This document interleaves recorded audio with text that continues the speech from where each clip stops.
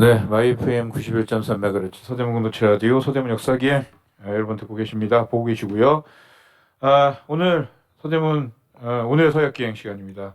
한국 현대사와 서대문 형무소라는 이름으로 1961년 12월 혁명재판이 있었던 때 얘기를 하고 있었어요. 네. 네, 작년부터 이어온 주제죠. 네, 네, 네, 2년간 하고 있습니다. 네. 혁명재판의 두 얼굴 이렇게 해가지고 한 얼굴을 이제 지난주에 소개시켜드렸죠. 네, 그러니까 쿠데타 세력의 민심 확보 수단이었다. 네, 네.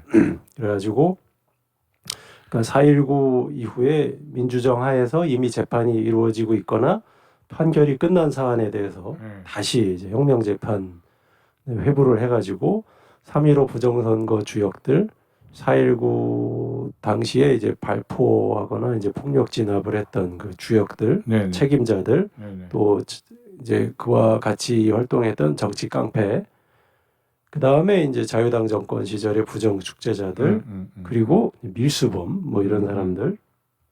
그러니까 여론 재판하거나 그러니까 대중의 공분을 쏟아내기에 이제 좋은 대상들을 조리돌림하기에 아주 용이한 이들을 딱 찍어가지고 이들을 이제 시범 케이스, 그러니까 본보기식으로 강하게 처벌해서 심지어 일사부재리 원칙 같은 걸 이제 다 무시해가면서 그렇죠. 국민 감정을 그렇게 이제 해소시켜서 민심 확보 수단으로 사용하는 게 이제 혁명재판의 한 얼굴이었다. 그래서 61년 12월 21일에 서대문 형무소에서 이제 5명이 사형 집행을 당하는데 그 중에 3명이 이제 그와 관련된 그렇죠. 인물들이었다. 뭐 이런 얘기까지 이제 했었죠. 네, 네. 근데 이런 얘기를 해놓고 보니까 지난주에 그러니까요. 지난 시간에 제가 또 우스갯소리로 약간 박근혜 정부 때 뭐 불량식품 이야기 뭐 약간 이런 얘기를 했었는데 지금 예전에 이제 네. 50대의 뭐 삼천교육대라든가 그렇죠. 혹은 이제 공화국 초기의 범죄와의 전쟁이라든가 그렇죠. 그러니까 이렇게 그 대중들의 관심과 분노를 정치권이 아닌 이제 다른 데로 돌리게 만들어 놓겠다는 이제 큰 정책적인 방향을 가지고 그와 관련된 기관들이 그거에 과도하게 몰입을 하면서 정말 그 필요 이상의 그렇죠. 필요 이상의 피해자를 만들어내는 그런 일들의 이제 하나의 그냥 예전에 있었던 사례인 셈인데 그런 사례라고밖에 볼 수 없는 우리가 방송을 하다 보니까는 갑자기 또 이제 뭐 이렇게 고 이성균 씨 같은 배우 일이 이성균 생겨버린 씨가 결국 사망하게 되는 정말 보면서도 안타까웠는데 결국은 이제 저렇게 되는구나. 상황이 그렇게 돼버리면서 이게 우리가 방송을 했는데 이게 또 이거랑 또 연결이 저렇게 되는구나 싶어가지고 그래서 뭐 직접적인 관련은 없지만 이 이야기를 안 하기도 좀 그렇다 이런 생각이 좀 들긴 했습니다. 그러니까 지금 그 마약이라는 게 현 정권에서 뭔가 그렇게 타겟으로 잡아놓은 이슈인 건 맞는 것 같고, 그죠? 그것 그렇죠. 때문에 이제 수사기관들이 굉장히 거기에 있어서 과하게 움직이는 것도 맞는 것 같고, 그러니까 이번에도 사실은 내사 단계에서부터 그런 정보가 언론에 공개되는 것부터 해갖고, 그렇죠. 여러 차례 소환 조사에 이르기까지 사실은 수사기관에서 과하게 오버했다고밖에 볼 수 없는 일들이 그 마약 검사를 뭐 계속하고 등등등 했는데 안 나오면 그 다음 작전을 하는 게 아니라 그게 그냥 녹취로 그냥 풀어버리는 방식으로 이렇게 그래서 사람을 실제 마약 혐의와는 무관한 이슈까지 다 퍼뜨리면서 그러니까 아까 뭐 김현식 씨 얘기도 했지만 우리 연예인들 중에 뭐 마약 중하고 경미한 수준을 떠나서 그러니까요. 어쨌든 그런 혐의로 뭐 형을 살거나 일정 기간 활동을 중단하게 되는 사람들이 있지만 이제 그게 지나가고 나면 다 복귀해서 자기 재능을 가지고 다 활동을 하잖아요. 그렇죠.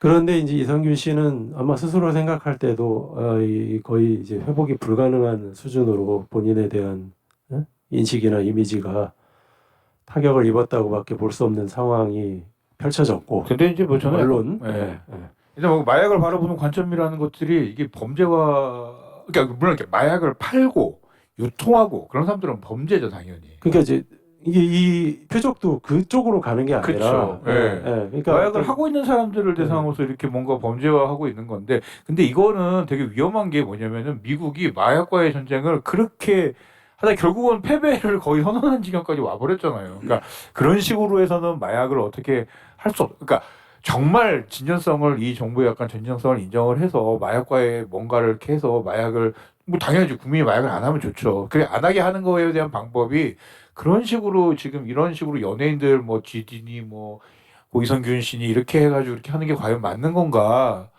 저는 아예 그냥 방향 자체가 잘못되어 있기 때문에 이거에 대한 진정성도 사실은 확 그렇게 좀 느끼기 그렇죠. 어려운. 네. 사실 진정성을 찾기가 어렵죠. 네. 그렇게 해서 그 기저에 있는 거대한 유통망이나 이런 거를 뭐 예를 들면 뭐 밝혀내갖고 뭐 일망타진했다 이런 기사를 보는 게 아니고 우리가, 그러니까요. 예. 마약을 한 누구를 잡아들였다. 마약을 한 누구를 이렇게 뭐 했다. 이거는 미국에서 그렇게 많이 했었는데 전혀 이건 도움이 안 됐던 거라는 걸 다 알고 있고 그런 방식이 아니라 오히려 이걸 마약을 한 사람들은 범죄화를 할 것이 아니라 오히려 좀 이렇게 뭐 치료를 하게 하거나 좀 그런 방식의 것들을 좀 고민해야 되는 정책을 펴야된다고 하는 건데 지금 뭐 방역 자체는 뭐 다 때려잡자로 가고 있어서. 네. 그리고 거기에 이제 부안해동한 언론들이나 그렇죠. 저는 공영방송이 공영방송에서 심지어 예, 저런 식의 기사를 낼 거라는 상상도 못했고 저렇게 하기까지의 과정이 이제 뭐 1년의 또 과정이 있었지 않습니까? 뭐 이렇게 방통위원장도 바뀌고 뭐 KBS 사장이 바뀌고 과연 이제 그런 것들의 영향이 있었다면 정말 이거 우리가 이제 공영방송을 만들기 위해서 어떤 노력을 해야 되는지에 대해서 정말 다시 한번 고민을 해야 되는 상황인 거구나라는 생각도 들었어요, 사실은. 네, 아무튼 그런 안타까운 일이. 그러니까 이게 저희가 61년 얘기를 하고 있는데 네. 정말 계속 거듭 벌어지네요. 네네. 네. 거의 60년이 넘어서도. 네. 그 아무튼, 댓글을 단 걸 제가 봤거든요. 네. 왜냐면 미국에 있는 팬들이 이상균 씨는 지금 굉장히 국제적으로 알려져 있으니까. 뭐 이렇게 여러 다양한 영화 때문에 국제적으로 되게 유명한데 댓글에서 미국에 있는 팬들이 뭐예요? 뭐 마약 가지고 한국에서 그럴 것 같으면 그냥 미국으로 와, 미국에서 활동해.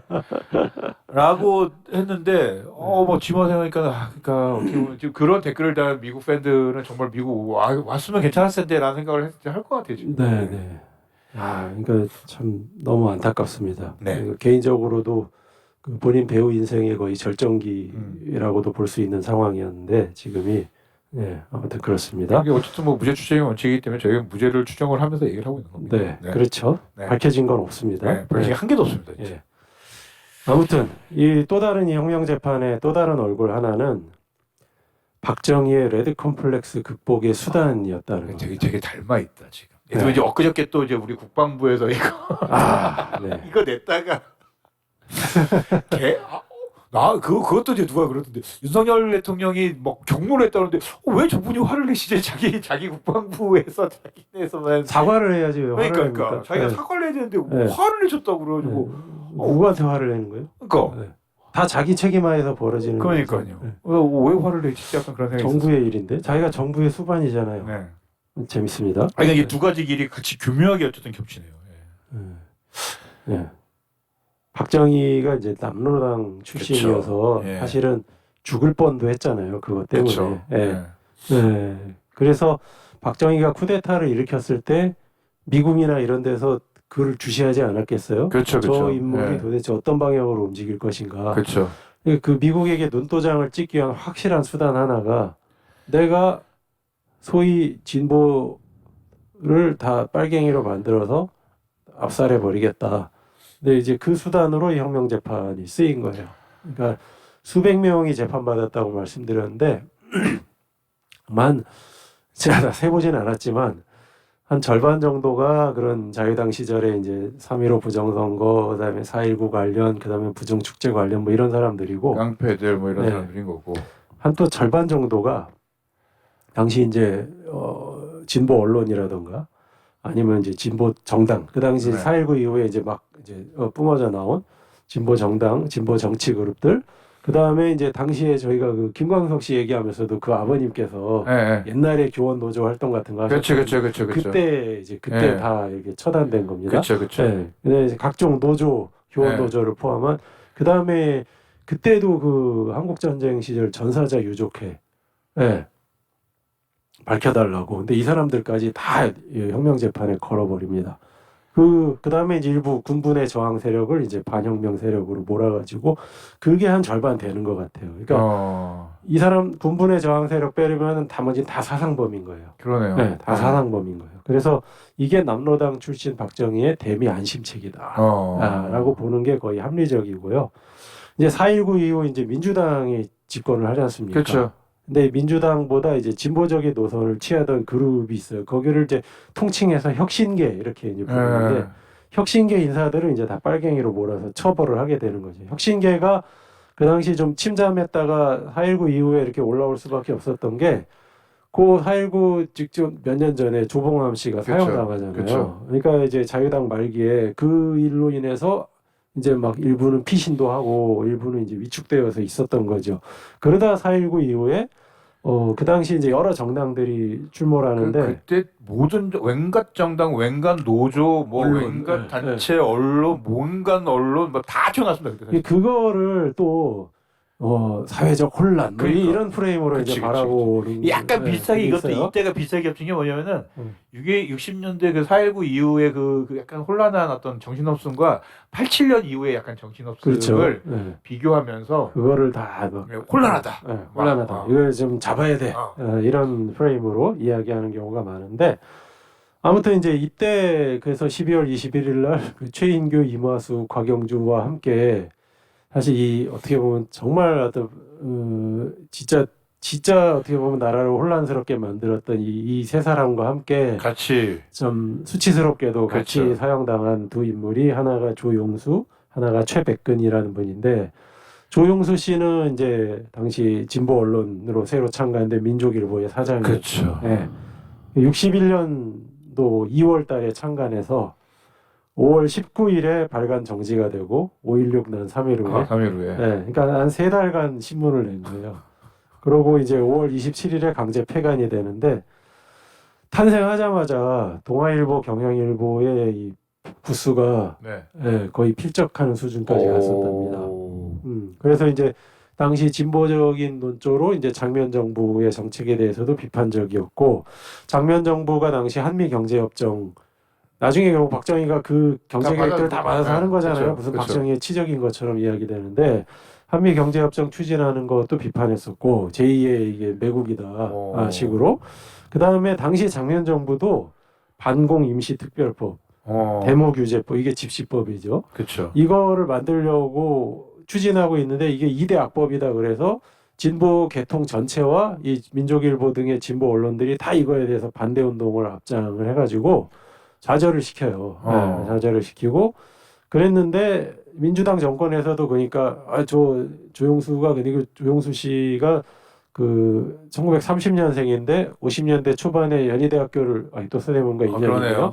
다니다가 중퇴를 하고 일본으로 가서 활동하거든요. 한 10년간 활동한 다음에 들어왔군요. 민단 활동 이런 거 하고 조봉암 구명 운동도 하고 민단은 이제 되게 보수적인데도 그렇죠. 이제 조봉암 구명 운동도 하고 제1동포 북송 사업 반대 운동도 하시고 그러니까 민족주의적인 경향이 강한 거죠. 네. 그리고 4.19 이후에 귀국해서 이걸 만드는 건데 이 자금을 이제 지원해준 분들이 이제 그 당시 일본에 있던 근데 조봉암 비서 출신이에요. 이영근 씨라고. 이제 조봉암 사후에 일본으로 가서 근데 거기서 어떤 이분이 돈이 많았는지 뭐 사업을 아무튼 해가지고 자금을 지원했는데 그 출처에 대한 의심이 민주당 정부에서부터 조용수 씨에게 이제 던져져 오는데 그거를 이제 박정희가 덥석 문 거죠. 그래서 이 실제로 조봉암 씨는 이제 이후에 그 민족일보 창간 전에는 그 당시 생겨난 사회대중당 이제 공천으로 경북 청송에서 이제 그 민의원 선거 출마도 하고 뭐 이랬는데 아무튼 그 당시 이제 4.19 이후에 그 5.16 나기 전까지 1년 사이에 벌어진 그 총선에서 60년 총선에서 그 혁신계들이 원내 진출을 많이 못해요. 민주당계가 그냥 다 장악을 한 상태에서 거의 민주당 이제 일색으로 의회는 이제 가게 되고 그래서 혁신계가 뭐 여러 정당이나 사회운동이나 이제 일종의 이제 그런 진보 투쟁이나 언론이나 이런 쪽으로 이제 다 빠지게 되는 건데 조용수 씨도 마찬가지로 이제 낙선하고 언론 쪽으로 가는 거죠.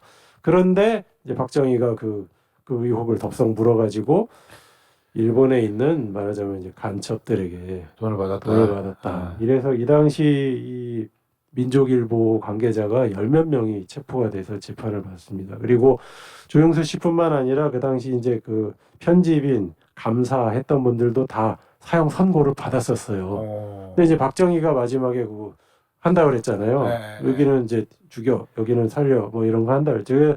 나머지 두 사람은 무기로 감형이 되고 조영수 씨만 사형을 당하게 되는데 재미있는 게 그 자금의 출처라고 간첩으로 지목됐던 그 이영근이라고 하는 분이 그 후에도 계속 한국을 잘 오갔고요. 아무 일 문제 없었네요. 1990년에 사망하게 되는데 사망 후 90년이면 노태우 정부 때 그쵸. 아닙니까? 훈장을 받아요. 국민훈장을 대한민국 정부로부터. 제일 교포들에게 반공의식을 고취시켰다고. 그러니까 심지어 그리고 조용수 씨는 예. 그 집안이 그 좀 이렇게 세력이 좋은 집안이에요. 경남 진주 출신인데 큰아버지가 자유당 의원을 지냈고 그 다음에 그 외삼촌이 또 그 2대 국회의원을 지냈고 아무튼 그래요. 조용수 씨 큰아버지가 그 국회 부의장까지 지내는데 나중에 서대문에서도 한번 출마합니다. 아, 그렇군요. 네. 재밌는 인연들이. 그리고 이제 문민정부 시절부터 이제 이 진상 밝히기 들어가고 노무현 정부 때 이제 법원에서 이제 무죄 선고하고 2009년에 손해배상금이 이제 지급이 되는 일이 벌어지고 같이 사형당한 이제 최백근이라는 분도 네. 전남 광양 분인데 이분은 최백근 선생의 조부, 부친 다 항일의병 출신이고 이분이 이미 그 학생 시절부터 광주 학생운동 영향으로 반일 시위도 참가하고 동맹휴학 이런 거 계획하다 잡혀가지고 소년원에도 가고 그러니까 1914년생인데 1930년 되기 전부터 이미 계속 그런 그러니까 성인이 되기 전부터 네. 그러고 이제 사회주의와 만나게 되죠. 일본에 유학 갔다가 그래서 조선에 돌아와서 전남운동협의회 뭐 이런 걸 재건을 하다가 해방 후에 영운영 선생의 라인에 참여를 합니다. 그 나중에 이제 좌우 합작 남북 연석회의 이런 거 열릴 때 가요. 근데 이 사람이 이제 남로당으로 들어가지 않고 여운형 선생이 만든 근로인민당의 대표로 그 1948년에 남북 연석회의를 갑니다. 그러니까 원래 여운형 선생이 살아 있었으면 뭐 수행 정도 했을 텐데 그 직전에 이제 암살당하다 보니까 본인이 그 대표 중에 하나로 가게 되고 남북을 계속 오갔어요. 이 사람이 양측이 그 단독 정부를 수립한 후에도 왔다 갔다를 했어요. 협상파 운동을 계속 한 거예요. 그리고 한국 전쟁 중에 서울에서 이제 그런 활동을 하고 9.28 이후에 북으로 갔다가 나중에 또 다시 또 옵니다. 그러니까 이 사람은 간첩이다 이거예요. 네. 그리고 4.19 이후에 이제 혁신계 활동을 계속 했는데 그리고 이 사람이 만든 건 이제 한국사회당. 아까 이제 민족일보에서 했다는 그런 이제 정부의 한미경제협정 반대 운동이라든가 그런 이대학법 반대 운동이라든가 이런 거 다 했고 그래서 아무튼 이제 그런 인사다 보니 당연히 체포됐죠. 5.16에 체포되었고 완전 이 사람은 전형적인 간첩이다. 북한에서 내려보낸 이래가지고 사형 판결돼서 집행돼요. 북한에도 애국 열사령의 감효가 있대요.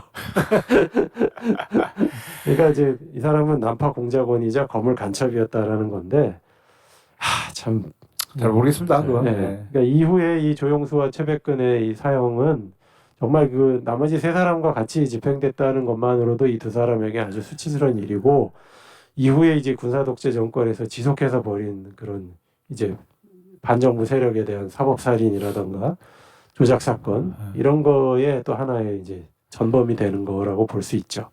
네.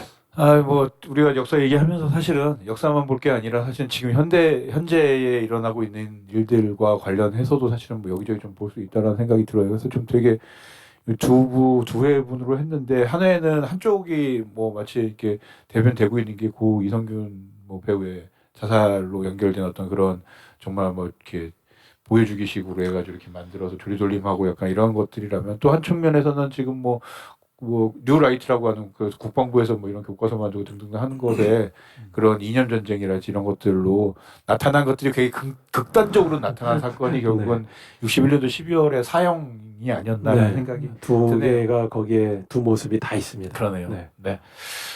뭐 이런 식으로 좀 저희가 정리해서 이야기했습니다. 어쨌든 뭐 2024년 첫 방송 잘 들으셨는지 모르겠고요. 저희는 뭐 다음 시간에 또 다른 주제로 이야기 나누도록 하겠습니다. 마지막 노래는 유재하 예, 아까 씨가 언급했던, 부른 예. 가리어진 길 들으면서 유재하 씨 버전으로. 유재 씨 버전으로 네. 드리겠습니다. 들으면서 저희 인사 드리도록 하겠습니다. 지금까지 서대문 역사경의 황원이었습니다. 네, 박정수였습니다. 감사합니다.